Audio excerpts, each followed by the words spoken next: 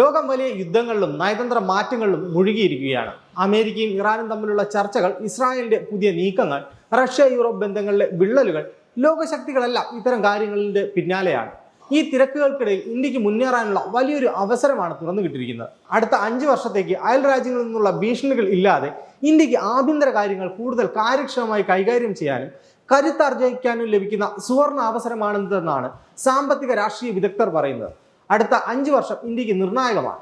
എങ്ങനെയാണ് ആഗോളതലത്തിൽ അസ്വാരസ്യങ്ങൾ നിലനിൽക്കുമ്പോൾ ഇന്ത്യക്ക് വളരാൻ കഴിയുക? നമുക്ക് നോക്കാം.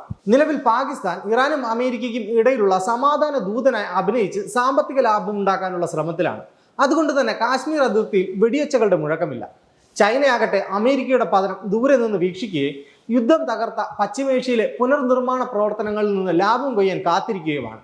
നമ്മുടെ ചരിത്രം പരിശോധിച്ചാൽ ശരാശരി ഓരോ 5 വർഷം കൂടുമ്പോഴും ഇന്ത്യ ഒരു യുദ്ധമോ വലിയ സുരക്ഷാ ഭീഷണിയോ നേരിട്ടുണ്ട്. കഴിഞ്ഞ വർഷം നടന്ന പഹൽഗാം പ്രതിസന്ധി വരെ അത് തുടർന്നു. എന്നാൽ ആഗോളതലത്തിൽ യുദ്ധം നിലനിൽക്കുന്ന സാഹചര്യത്തിൽ ഇന്ത്യൻ അതിർത്തികളിൽ സംഘർഷ സാധ്യത കുറവായിരിക്കും എന്നാണ് വിലയിരുത്തപ്പെടുന്നത്. ഇത്തരം ഒരു സാഹചര്യത്തിൽ ഇന്ത്യക്ക് മറ്റു മേഖലകളിൽ കൂടുതൽ ശ്രദ്ധ ചെലുത്താനും അവയിൽ പുരോഗതി പ്രാപിക്കാനും സാധിക്കും. വരാനിരിക്കുന്ന അടുത്ത പ്രതിസന്ധിക്ക് മുൻപ് നാം നമ്മുടെ കരുത്ത് കൂട്ടണം. സൈന്യത്തിന്റെ അടിമുടി മാറ്റം സംസാരത്തിൽ ഒതുങ്ങാതെ പ്രായോഗികമാകണം.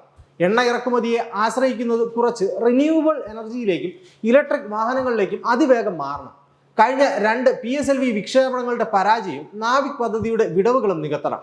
കൽക്കരി ഉപയോഗിച്ചുള്ള സിന്തറ്റിക് ഗ്യാസ് നിർമ്മാണം വളം നിർമ്മാണത്തിനായി ഉപയോഗിക്കണം. നമ്മുടെ ധാതു സമ്പത്ത് ഖനനം ചെയ്യുന്നതിൽ ഇന്ന് നാം പിന്നിലാണ്. അനാവശ്യ നിയമക്കുരുക്കുകൾ അഴിച്ചുമാറ്റി സ്വകാര്യ പങ്കാളിത്തം ഉറപ്പാക്കണം. 2030 പാകിസ്ഥാന്റെ സൈനിക മേധാവി അസീം മുനീറിന്റെ കാലാവധി അവസാനിക്കും. ചരിത്രം പരിശോധിച്ചാൽ പാകിസ്ഥാനിലെ ഏകാധിപതികൾക്ക് ജനരോഷം കൂടുമ്പോൾ ഇന്ത്യക്കെതിരെ ഒരു യുദ്ധം തുടങ്ങുക പതിവാണ്. ചൈനയും അപ്പോഴേക്കും തങ്ങളുടെ സാമ്പത്തിക കരുത്ത് വീണ്ടെടുത്ത് പുതിയ വെല്ലുവിളികൾ ഉയർത്തിയേക്കാം. അതുകൊണ്ട് 1991 സാമ്പത്തിക പരിഷ്കാരങ്ങൾ നമുക്ക് നൽകിയ ആഗോള പ്രതിച്ഛായ പോലെ വരാനിരിക്കുന്ന 5 വർഷം നാം സാമ്പത്തികമായും സൈനികമായും കരുത്താർജിക്കണം. നമ്മുടെ വളരുന്ന സമ്പദ് വ്യവസ്ഥയാണ് ഏറ്റവും വലിയ പ്രതിരോധം. അമേരിക്കയും ഇറാനും തമ്മിലുള്ള സാമ്പത്തിക തർക്കങ്ങൾക്കിടയിൽ ഡോളറിന് പകരമായി മറ്റു കറൻസികളിൽ വ്യാപാരം നടത്താൻ ലോകം താല്പര്യപ്പെടുന്നുണ്ട്. ഈ അവസരം ഉപയോഗിച്ച് കൂടുതൽ രാജ്യങ്ങളുമായി ഇന്ത്യ രൂപയിൽ വ്യാപാരം നടത്താനുള്ള കരാറുകൾ ഒപ്പിടുന്നത് നമ്മുടെ വിദേശ നാണ്യ ശേഖരത്തിന് കരുത്തേകും.